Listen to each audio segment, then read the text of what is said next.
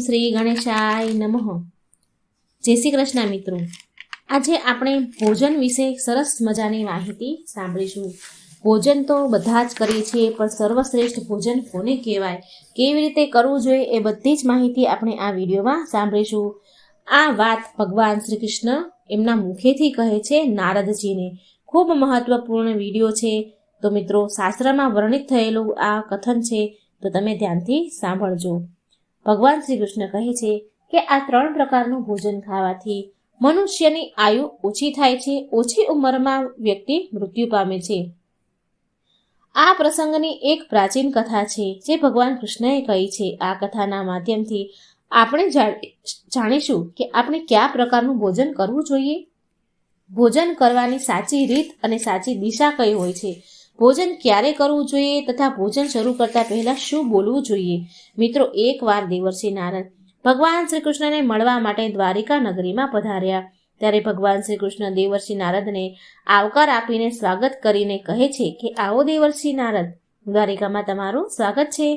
આજે તમે કયા વિષયની ચર્ચા લઈને આવ્યા છો? અવશ્ય કોઈ મહત્વપૂર્ણ સમાચાર કે પ્રશ્ન લઈને આવ્યા હશો.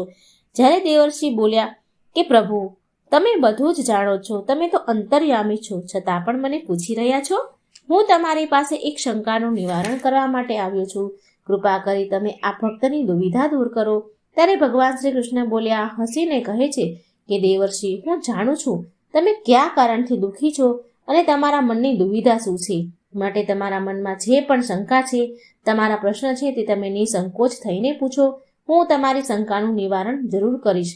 દેવર્ષિ નારદ કહે છે, હે પ્રભુ, મારા મનમાં આજે એ જાણવાની ઈચ્છા છે કે મનુષ્યને કેવા પ્રકારનું ભોજન કરવું જોઈએ, કયા પ્રકારનું ભોજન કરવાથી મનુષ્યનું આયુષ્ય ઓછી થાય છે અને કેવા પ્રકારનું ભોજન કરવાથી મનુષ્યનું આયુષ્ય વધે છે, અને કયા પ્રકારનું ભોજન ઓછી આયુ કરે છે. મનુષ્યને ભોજન કઈ દિશા તરફ મુખ રાખીને કરવું જોઈએ, ભોજન કરતા પહેલા શું બોલવું જોઈએ.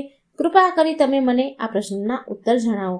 ત્યારે ભગવાન બોલ્યા, હે દેવર્ષિ, તમે સમસ્ત મનુષ્ય જાતિના કલ્યાણ માટે બહુ મહત્વપૂર્ણ પ્રશ્ન કર્યો છે. આ વાત સાચી છે કે મનુષ્ય જે પ્રકારનું ભોજન કરે છે તે પ્રકારે તેનો સ્વભાવ, તેનું ભાગ્ય અને તેનો આગળનો જન્મ નિર્ધારિત થાય છે. હે દેવર્ષિ, આ વિષયમાં એક પ્રાચીન ઇતિહાસ છે જે હું તમને સંભળાવવા જઈ રહ્યો છું.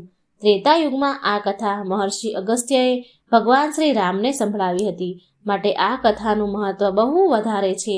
આ પૌરાણિક કથાના માધ્યમથી તમને તમારા બધા જ પ્રશ્નના જવાબ મળી જશે. તમે આ કથાને ધ્યાનથી પૂરી રીતે સાંભળજો અને માનવ કલ્યાણ માટે આ કથાનો પ્રચાર પણ જરૂર કરજો. જે પણ આ કથાને સાંભળે છે તેના બધા જ પાપો નષ્ટ પામે છે અને તેને સેંકડો વર્ષ સુધી દાન કરવાનું પુણ્ય મળે છે. દેવર્ષિ નારદ બોલ્યા, હે પ્રભુ, આ કથાને અવશ્ય ધ્યાનથી સાંભળીશ અને પૃથ્વીલોક પર આ કથાનો પ્રચાર પણ હું જરૂર કરીશ માનવ કલ્યાણ માટે. શ્રી કૃષ્ણ ભગવાને કહ્યું કે આ પ્રાચીન સમયની વાત છે. એ સમયે એક બહુ મોટું જંગલ હતું. જંગલનું ક્ષેત્રફળ તેના આકાર 100 યોજન જેટલું હતું. પણ તે જંગલમાં કોઈ પણ પશુ પક્ષી રહેતા નહીં, માત્ર વૃક્ષ અને છોડ જ હતા. પશુ એ જંગલ તરફ જતા પણ ન હતા.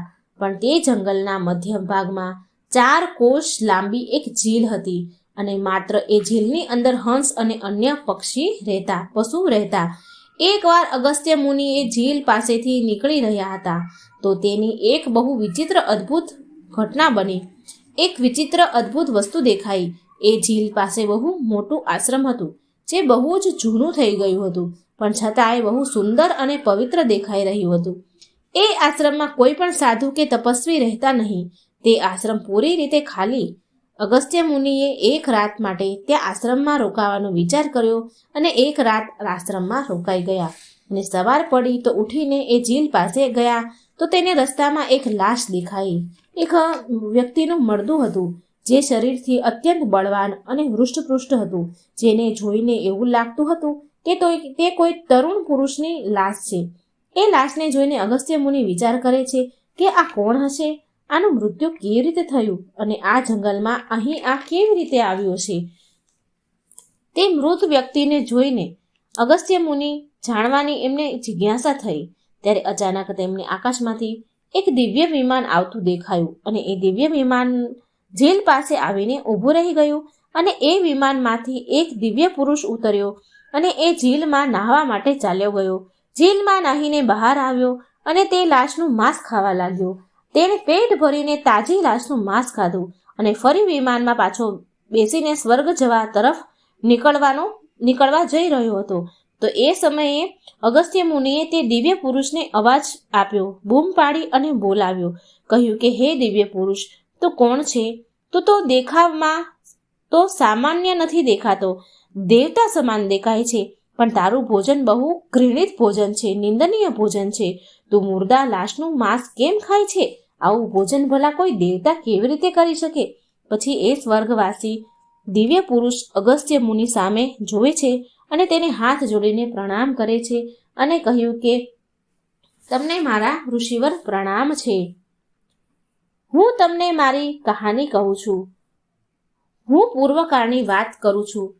હું પૂર્વકાળમાં વિદર્ભ દેશના રાજા મહાયશસ્વી મારા પિતા રાજ્ય કરતા હતા. એ વસુદેવના નામથી ત્રણેય લોકમાં પ્રસિદ્ધ હતા અને પરમ ધાર્મિક વ્યક્તિ હતા. તેની 2 પત્ની હતી. બંને પત્નીઓને એક એક કરીને પુત્ર થયા. એમાંથી હું સૌથી મોટો પુત્ર અને લોકો મને શ્વેત કરીને બોલાવતા હતા, શ્વેત નામે ઓળખતા હતા અને મારા નાના ભાઈનું નામ સુરથ હતું. મારા પિતાજીના મૃત્યુ પછી મને વિદર્ભનો રાજા બનાવવામાં આવ્યો અને હું ત્યાં સાવધાનીથી સરસ રીતે રાજ્ય ચલાવવા લાગ્યો. રાજ્ય કરતા મને ઘણા હજારો વર્ષો નીકળી ગયા. પછી મને એક દિવસ વૈરાગ્ય લાગ્યું. વૈરાગ્યમાં ઉતરવાનું મન થયું તો મેં રાજપાટને ત્યાગ કરવાનો નિર્ણય લીધો અને મૃત્યુ પર અંત સુધી તપસ્યા કરવાનો નિર્ણય કરીને હું જંગલમાં રહેવા માટે ચાલ્યો ગયો. મારા રાજ્યનો કારભાર મેં મારા નાના ભાઈ સુરતને સોંપી દીધું અને પછી આ ઝીલ પાસે આવીને કઠોર તપસ્યા કરવાનું આરંભ કર્યું. 80,000 વર્ષ સુધી મેં આ જંગલમાં તપસ્યા કરી અને એના પ્રભાવથી મને બ્રહ્મલોકની પ્રાપ્તિ થઈ. પણ બ્રહ્મલોકમાં પહોંચ્યા પછી પણ મને ભૂખ અને તરસ બહુ લાગતી હતી. મને બહુ હેરાન કરવા લાગી. ભૂખ તરસથી હું તડફડવા લાગ્યો. મારા શરીરની બધી જ ઇન્દ્રિયો તડપી ઉઠી ભૂખ ને તરસના કારણે. પછી મેં બ્રહ્મલોકના સર્વશ્રેષ્ઠ દેવતા બ્રહ્માજીને પૂછ્યું કે હે બ્રહ્માજી, મેં તો સાંભળ્યું છે કે બ્રહ્મલોકમાં કોઈ પણ પ્રાણીને ભૂખ અને તરસ નથી લાગતી, તો પછી મને ભૂખ અને તરસ કેમ લાગી રહી છે? ભૂખ તરસ મારો પીછો કેમ નથી છોડી રહી? કૃપા કરી તમે મને કહો કે હું કઈ વસ્તુનું સેવન કરું? પછી બ્રહ્મદેવ બોલ્યા, હે રાજન, પૃથ્વી પર દાન ધર્મ કર્યા બાદ જ વ્યક્તિને આ લોકમાં ભૂખ અને તરસથી મુક્તિ મળે છે. પણ તે તારા જીવનકાળ સમય દરમિયાન કોઈ દાન નથી કર્યું, ભિખારીઓને ભીખ નથી આપી, રાજમહેલમાં રહેતા હોવા છતાં પણ દ્વાર પર આવેલા અતિથિઓને ભોજન નથી આપ્યું, તે સદાય ઉત્તમ ભોજન નથી કર્યું, સ્નાન કર્યા વગર જ તું ભોજન કરતો હતો, ભોજન શરૂ કરતા પહેલા તે ઈશ્વરને ધન્યવાદ નથી કર્યા, સ્વાદિષ્ટ ભોજનને બીજાને આપ્યા પહેલા જ તે ગ્રહણ કર્યું છે. આ કારણથી તને પાપ લાગ્યું છે, માટે તને બ્રહ્મલોકમાં ભૂખ અને તરસની પીડા ઉઠાવી પડી રહી છે. જીવતા રહીને તે અનેક પ્રકારના આહારનું સેવન કર્યું, અનેક પ્રકારના પકવાન એકલા જ ખાધા, બીજાને નથી આપ્યા, જેનાથી તારું શરીર તો બળવાન બની ગયું, પણ તારું પુણ્ય ક્ષીણ થઈ ગયું. હવે તારા માટે એક જ ઉપાય છે કે તે ઝીલ પાસે જે તારી શબ પડ્યું છે, તારું મરદું પડેલું છે, તું એનું માંસ ખાઈને તારી ભૂખ મટાડ. બ્રહ્માજીએ કહ્યું અને બ્રહ્માજીના કહેવા પર એ રાજા બોલ્યા કે પ્રભુ, મારા શરીરનું ભક્ષણ કર્યા પછી મારું શું થશે? ત્યાર પછી હું શું ખાઈશ? મારા ખાવા માટે કંઈ બાકી નહીં રહે. મારી શરીરનું માંસ પૂરું થઈ જશે, પછી હું શું ખાઈશ? કૃપા કરી મને કંઈક એવું ભોજન બતાવો જેનું ભક્ષણ કરવાથી ભૂખ મટી જાય અને એ ક્યારેય સમાપ્ત પણ ન થાય. ત્યારે બ્રહ્મદેવ બોલ્યા, હે રાજન, તારા શરીરને મેં અક્ષણ બનાવી દીધું છે, તું એને રોજ ખાઈશ છતાં પણ તે સમાપ્ત નહીં થાય. તે બીજા દિવસે ફરી તાજું થઈ જશે. આ મૃત શરીરના અંગ ફરી ઉગી નીકળશે અને તું ફરી ખાઈ શકીશ. અને જ્યારે તારા શરીરના તારે માંસ ખાધાના 100 વર્ષ વીતી જશે, ત્યારબાદ આ જંગલમાં ઋષિ અગસ્ત્ય પધારશે અને એના દ્વારા જ તું તારા આ પાપથી મુક્તિ મેળવી શકીશ. આ પ્રકારે રાજાએ બધી જ હકીકત એ મહર્ષિ અગસ્ત્ય મુનિને કહી સંભળાવી.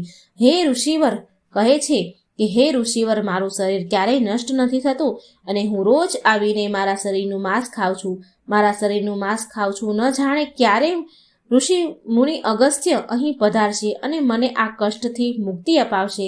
આમ કરતાં કરતાં મને 100 વર્ષ વીતી ગયા છે. હું આજે પણ એમની રાહ જોઈ રહ્યો છું. રાજા શ્વેતનું આ પ્રકારે કથન સાંભળી મહર્ષિ અગસ્ત્ય બોલ્યા, તો સારું, હવે તારા સૌભાગ્યથી હું અહીં આવી ગયો છું. હું જ મુનિ અગસ્ત્ય છું. તું કહે, તારા કઈ પ્રકારની હું સહાયતા તને કરી શકું છું? ત્યારે તે શ્વેત રાજા બહુ પ્રસન્ન થયા અને અગસ્ત્ય મુનિને દંડવત પ્રણામ કર્યા. રાજા બોલ્યા, હે મુનિવર, કૃપા કરી મને આ ઘૃણિત આહારથી મુક્ત કરો તથા જે પાપના કારણે મને આ દંડ મળ્યો છે, મને આ સજા મળી છે, એમાંથી મને મુક્તિ અપાવો, જેનાથી મને અક્ષય લોકની પ્રાપ્તિ થઈ શકે. હે ઋષિવર, હું તમને આ દિવ્ય આભૂષણો ભેટ કરું છું. કૃપા કરીને મારા ઉપર દયા કરો. રાજાની દુઃખભરી વાત સાંભળીને અગસ્ત્ય મુનિને તેના ઉપર દયા આવી ગઈ. જેવા જ તે રાજાએ દિવ્ય આભૂષણ મહર્ષિના હાથમાં મૂક્યા, તે સમયે તેનું મૃત શરીર અદ્રશ્ય થઈ ગયું અને એ પાપથી તેને મુક્તિ મળી ગઈ. રાજા પછી મહર્ષિ અગસ્ત્યની આજ્ઞા લઈ તે દિવ્ય વિમાનમાં બેસીને બ્રહ્મલોકમાં ચાલ્યા ગયા. આ પ્રકારે રાજાને દાન ન કરવાના કારણે જે પાપ લાગ્યું હતું તેનાથી એને મુક્તિ મળી. ભગવાન શ્રી કૃષ્ણ કહે છે, દેવર્ષિ, આ પ્રકારે ઉત્ચિષ્ટ એટલે કે ઉત્તમ ભોજન ન હોય એવું ભોજન કરવાના કારણે વિદર્ભ દેશના મહારાજને બ્રહ્મલોકમાં રહેવાથી પણ તૃપ્તિ ન મળી અને તેને પૃથ્વીલોક પર આવીને પોતાનું જ માંસ ખાવું પડ્યું.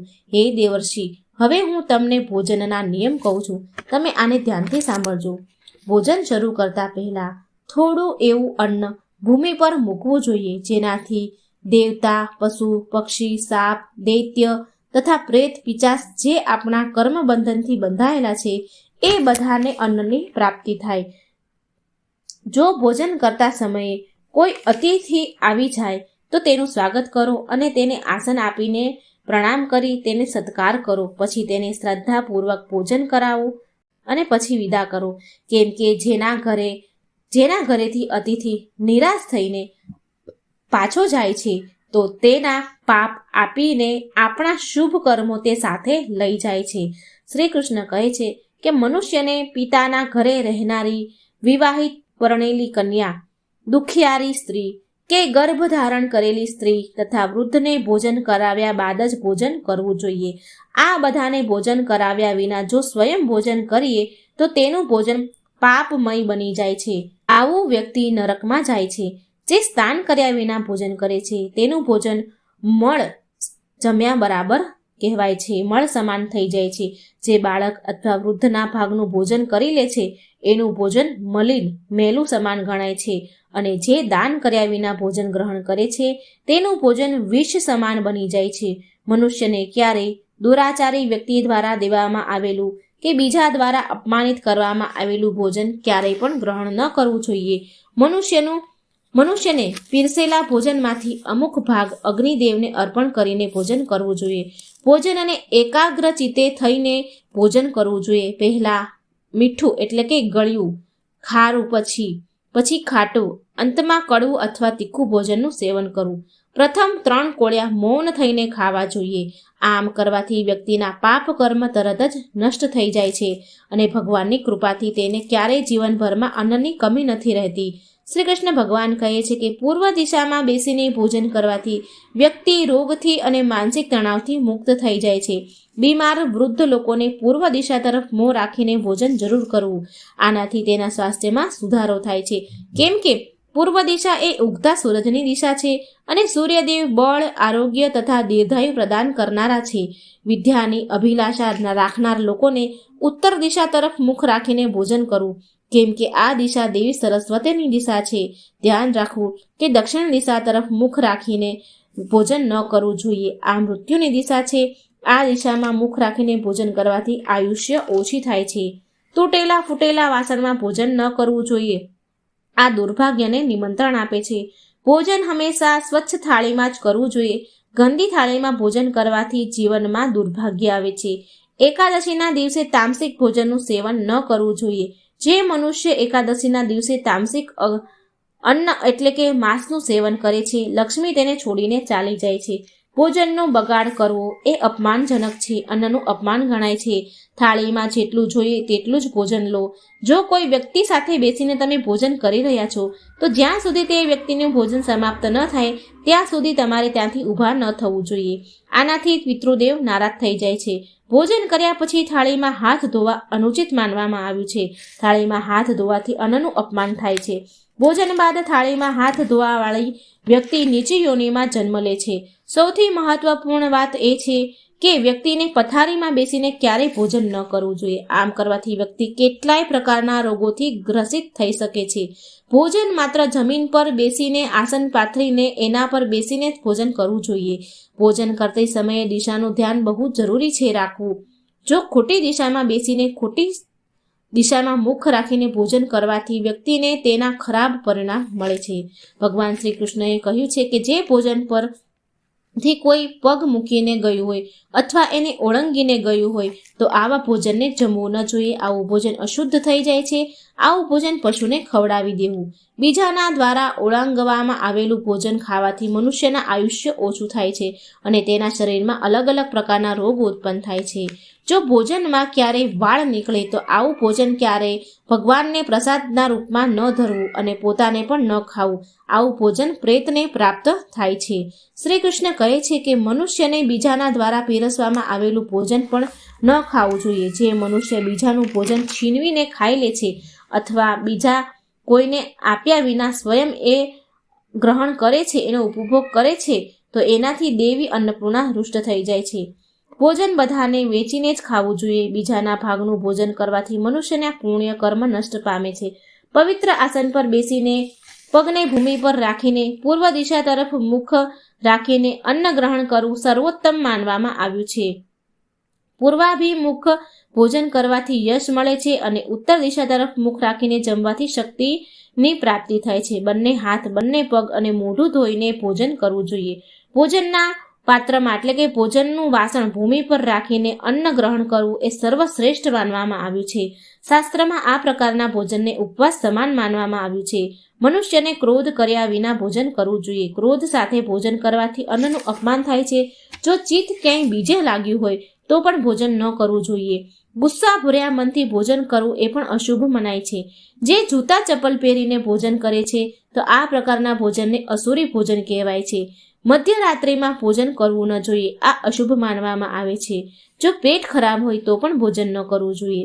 ભીના કપડાં પહેરીને ભોજન કરવું ન જોઈએ, એ પણ અશુભ ગણાય છે. સૂતા સૂતા ઊભા રહીને તૂટેલા પાત્રમાં ભૂમિ પર રાખેલું અથવા હાથમાં રાખીને ભોજન ન ગ્રહણ કરવું જોઈએ. આમ કરવાથી દરિદ્રતા આવે છે. ભોજન કરતા સમયે વેદોના ઉચ્ચારણ ન કરવા જોઈએ. શાસ્ત્ર અનુસાર સ્ત્રીને પતિ ભોજન કરી લે પછી જ ભોજન કરવું જોઈએ. જો પતિ ઘરથી દૂર હોય તો પતિનું સ્મરણ કરી એનું ધ્યાન કરીને ભોજન કરવું. આનાથી પતિની આયુષ્ય લાંબી થાય છે અને સ્ત્રી સદા સુહાગન રહે છે. પતિ પહેલા ભોજન કરવું શાસ્ત્રમાં શુભ નથી મનાતું. આનાથી પતિનું આયુ ઓછું થાય છે. વિષ્ણુ પુરાણ અનુસાર પતિ અને પત્નીને એક સાથે બેસીને ભોજન ન કરવું જોઈએ. આમ કરવાથી બંનેમાં કલશ અને વિવાદ ઊભો થાય છે. અંધકારમાં અથવા આકાશ નીચે બેસીને ભોજન ન કરવું જોઈએ. ભોજન કરતા સમયે માથા ઉપર છત અથવા વૃક્ષની છાયા જરૂરી હોવી જોઈએ. માત્ર એક વસ્ત્ર પહેરીને ભોજન કરવું અનુચિત છે અથવા નગ્ન અવસ્થામાં ભોજન ગ્રહણ કરવું એ પણ અશુભ મનાય છે. આનાથી જીવનમાં દુર્ભાગ્ય આવે છે. કોઈ વાહન પર બેસીને ભોજન ન કરવું એ પણ અનુચિત છે. સાથે સૈયા કે પથારીમાં બેસીને ભોજન કરવું એનાથી આયુષ્ય ઓછી થાય છે. હસતા હસતા કે રડતા રડતા ભોજન ન કરવું જોઈએ. એ અનિષ્ટકારક ગણાય છે. આનાથી ગળામાં અન્ન ફસાઈને પ્રાણ જવાનો ખતરો પણ રહે છે. તો મિત્રો, આ પ્રકારે ભગવાન શ્રી કૃષ્ણએ દેવર્ષિ નારદને ભોજન કરવાનું મહત્વ જણાવ્યું છે. તો મિત્રો, હું આશા રાખું છું કે તમને આ વિડીયો જરૂર પસંદ આવ્યો હશે. તો લાઈક કરજો, શેર કરજો, કોમેન્ટ બોક્સમાં ભગવાનનું નામ જરૂર લખજો. જય શ્રી કૃષ્ણ. રાધે રાધે. Thank you.